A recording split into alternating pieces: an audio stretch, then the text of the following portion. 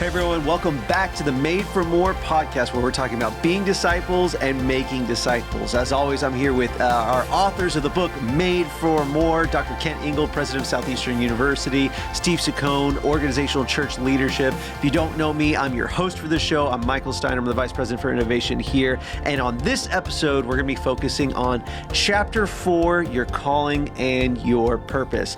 Now, the subtitle is Being Disciples, Making Disciples is the subtitle of the book. That's what we're talking about here on the show. And it's really this core calling that Jesus places on the life of his disciples, right? That's what we're talking about, is that this isn't just a vocation. Being a disciple isn't just a box that you have on the side. We've talked about it, but this is a calling. And what does it mean to be called by someone? So tell us a little bit about your calling experience. I think each of you write about it in the book, but Dr. Ingle, I'd love to hear your calling experience. What did it mean to have someone come into your life and call you to something bigger? Yeah, well, I'm a strong proponent of relational mentoring, which is really what discipleship in many ways is all about. But I had a mentoring pastor who taught me some important principles that could guide my life in determining what is God's call.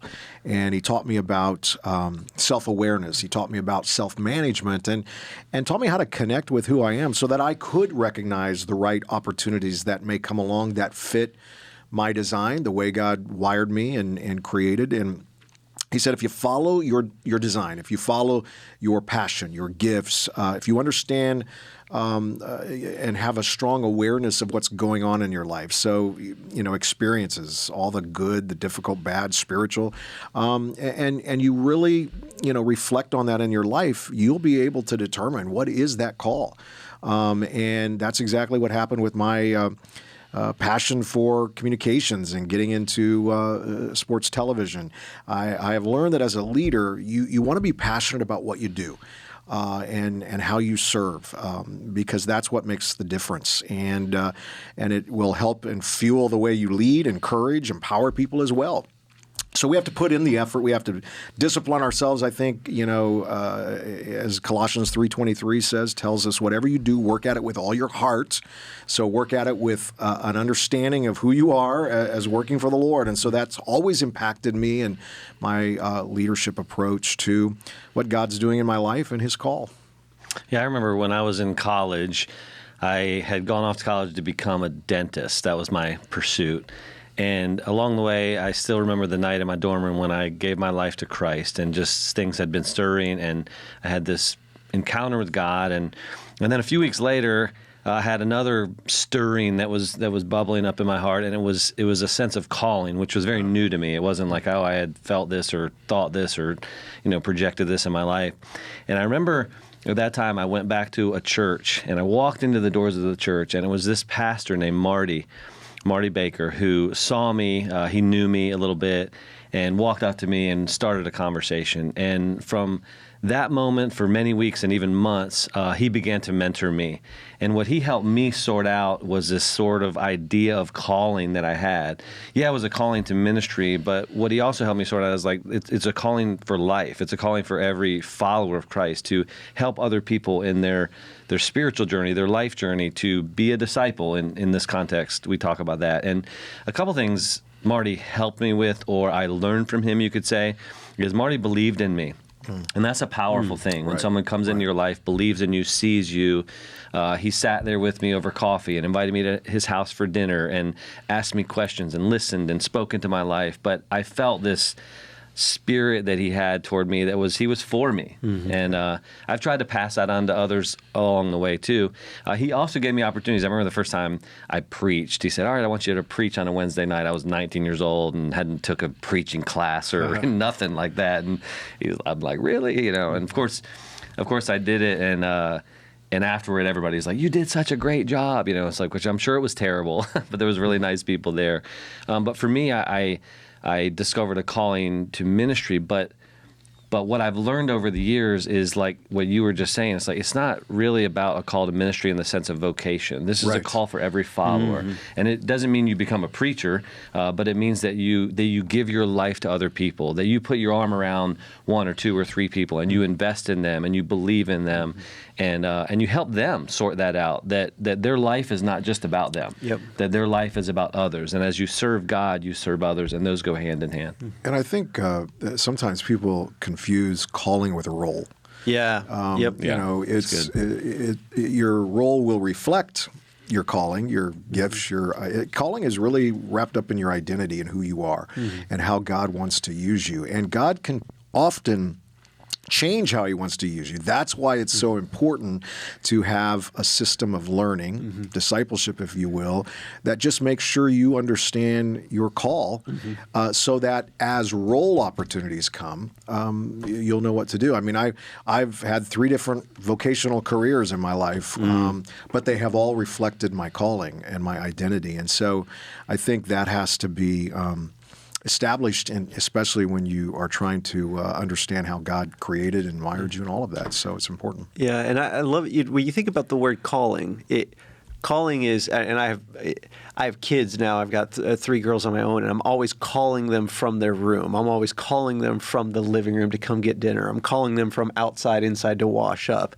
And it's this idea that I love the way that you said that, Ken, because so many people confuse that calling with a label. Right. But what it is that God is calling you from the circumstance, from the situation, from the life trajectory to something else.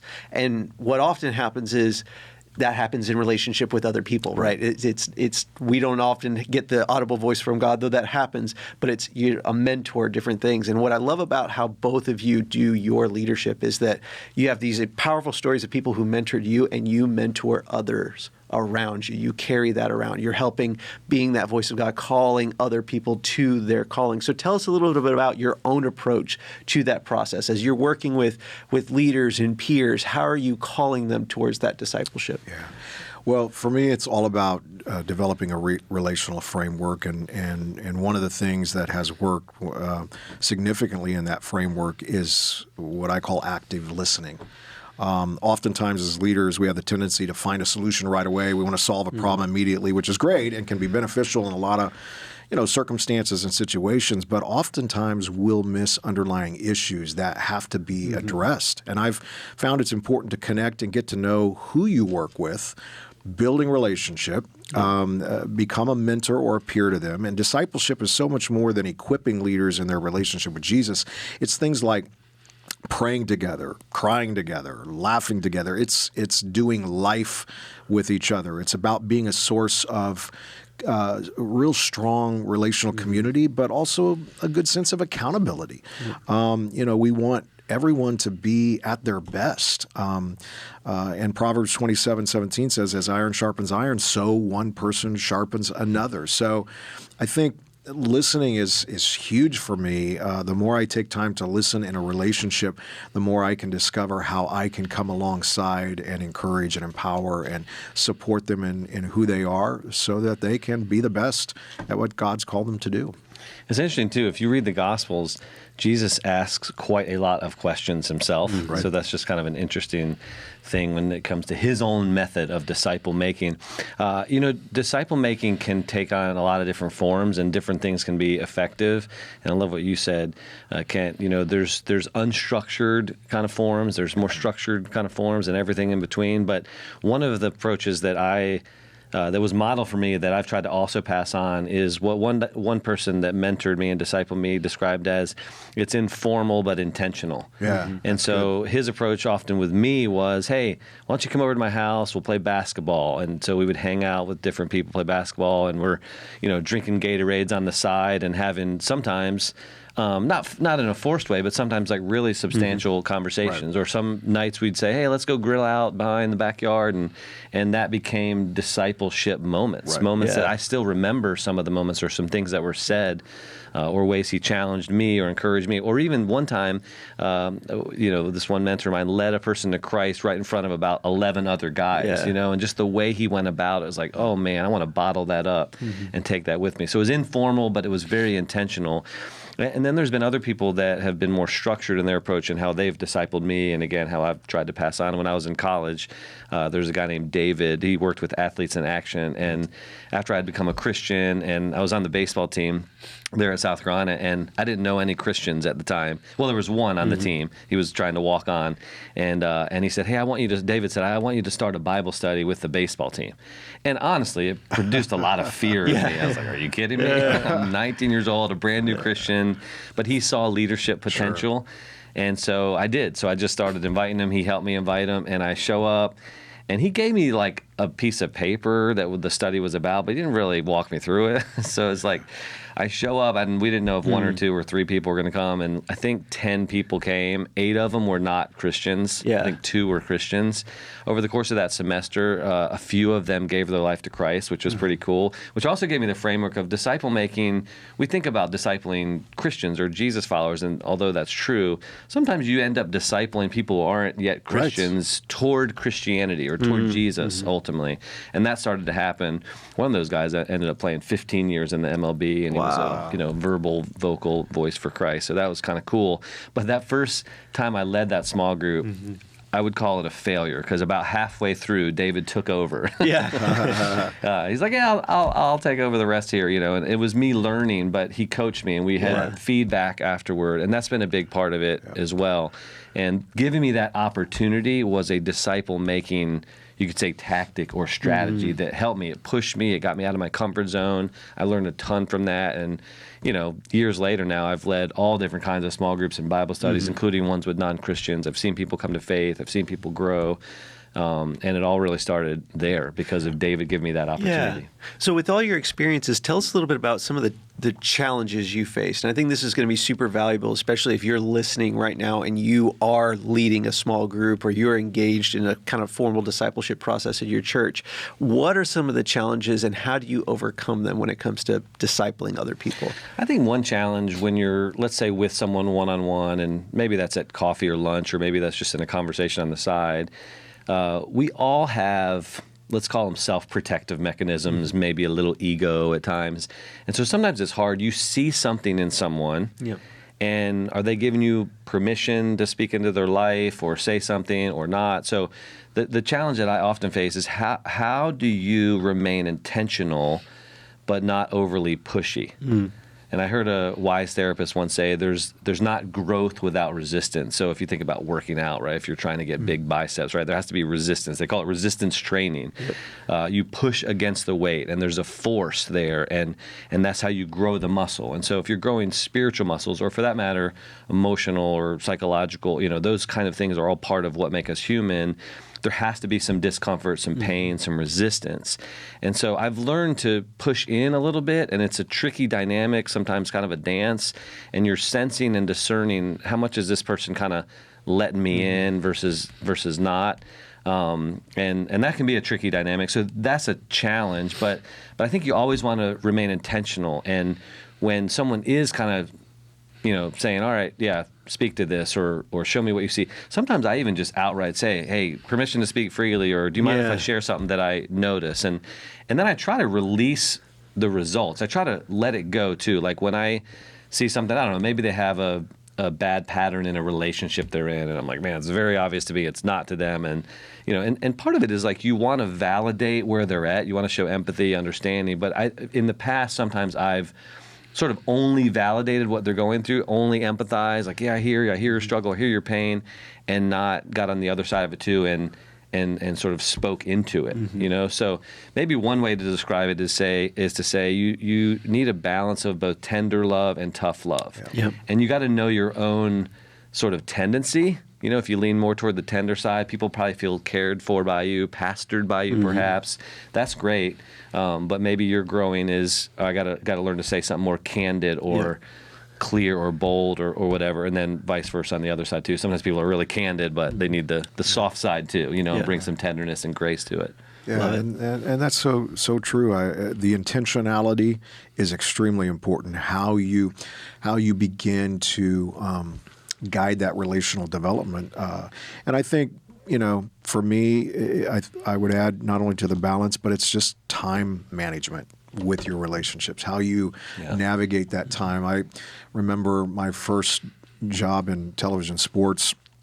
I was the sports anchor for the 5, 6, 10 o'clock at night, and my other 3, the 2 news anchors and the weather person, were not Christ followers at all. And but I became very intentional in my time where I would, beyond just the work environment, I would spend time with them and go through that listening process and just hear their life issues. And just by taking time to be with them, it was over a 2-year period. I was able to lead them to Christ in a relationship with Him.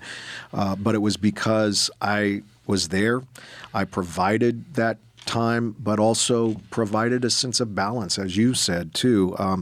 I think sometimes it's good to validate, all of the issues they go through and creating that balance. But it shouldn't just stop there. There should be, the intentionality is we want to see some growth in their life. We want to see resolution. We want to see healing, whatever's going on. But that takes time within that balance. And in terms of personality types, I think also it's good to make sure you know who you're in relationship with and understand who they are, so that you know how best to encourage, empower, or when to pull back, or all of that. And so I think sometimes just trying to understand who they are, and there's a lot of different ways you can do that. I mean, what's the popular right now, Enneagram, you have all those kinds of things, Strength Finder, all that stuff that, from a kind of a perspective of who are they, so that you can best understand how to communicate to them.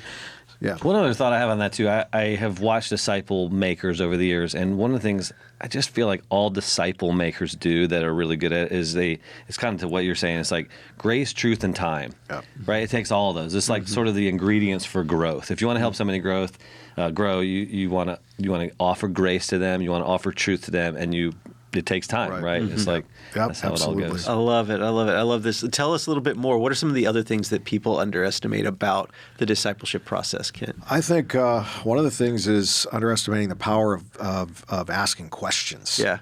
As you mentioned, Jesus asked a lot of questions. And this ties back to I think, listening, active listening. Ask the questions that can pull it out. I mean, I learned in my television sports and my interviewing that I did, you learn certain types of questions that hopefully will pull out the issues, the challenges, the stories that people are going through and experiencing, and so we should be open to quieting the noise and just hearing others out. Discipleship making is a continual process, and ongoing. It's a continuous discernment, and it's a lifetime dedicated to growth. And for example, in a work environment, you should take this as an opportunity to ask maybe a supervisor or someone that you're supervising, what are some ways that I can improve, or how can I help you better understand, your role and what you're doing, and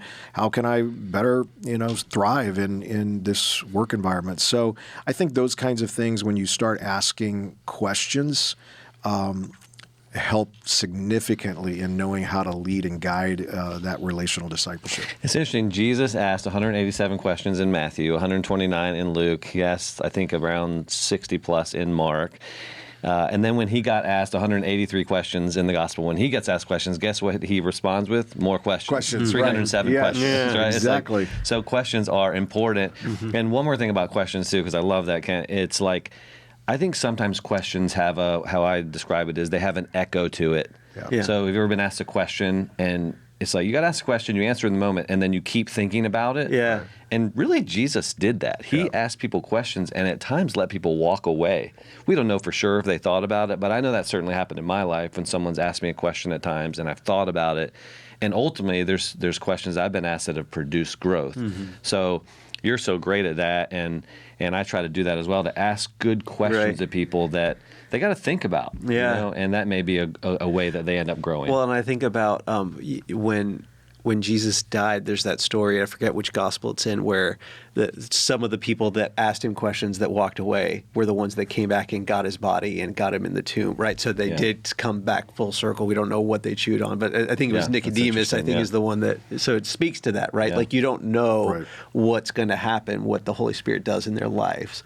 and that's not what you're responsible for. You're responsible to just introduce them in the moment. Yeah. So I love this. This is great. I think this is going to be very practical conversation. So take us home, Steve. What is the last things that people need to understand, especially as we're discipling others and we're engaging in that process? Yeah. One framework that's really been helpful for me, it's kind of a little bit of a structured framework that I picked up years ago. And it's simply this: when you're discipling someone, start with building a relationship. That sounds simple and basic, but that's where it starts. You build connection, you build chemistry with a person, you build trust, you spend time with them. Maybe that's informally looking time. Maybe that's maybe formal, like going to coffee once a week or lunch or something like that. Number two, after build a relationship, would be discern the need. So I'm always looking, if I'm discipling someone, what's their need? And maybe it's needs, but what's their need? So for example, there's a guy that I'm discipling right now whose name is Chandler. So we've built a relationship, we've established trust, connection, and one of the things that he needs is he's looking kind of at his future. He's young, he's 23 years old. He's asking questions about his future, his calling, like what's his purpose, trying to discover that. So I'm asking him questions, but one of the things that I did with him is I discerned the need. He's a reader, he's a learner, so I recommended a book. I gave him one of my books about discerning God's voice, discerning God's call, and he read it, and I said, let's talk about this. When you get through 3 or 4 chapters, come back and let's have coffee, and that's what we've done. So building the relationship, discerning the need, and third, develop a growth plan. So I already kind of got into that, but it might be giving someone a book or something to read, or maybe, I try to find out people's learning style too. Like sometimes people aren't readers so much as they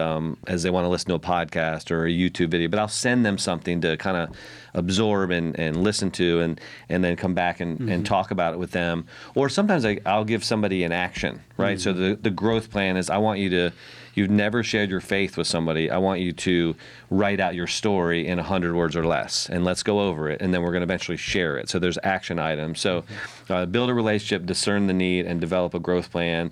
And I may not tell them those 3 things, but that's the framework that I carry with me when I'm thinking about discipling someone. I love it. Great conversation. Really excited for what people are going to be able to do with this information as we go and make disciples. So I hope you guys are enjoying this conversation as we're diving into the concepts of Made for More. If you haven't picked up your copy of Made for More by now, make sure you go to keningle.com, grab a copy of this incredible book. You can also go to Amazon, wherever you get your books, grab a copy of it, bring it to your discipleship leader, or if you are a discipleship leader, buy this for your next series. And if you want to keep up to date with the authors, Kent and Steve, you can check them out on Instagram at Kent_Ingle or at Steve.Saccone. And we'd love to keep connecting with you all on social media as you're diving through these principles. And so we'll see you next week on the Made for More podcast.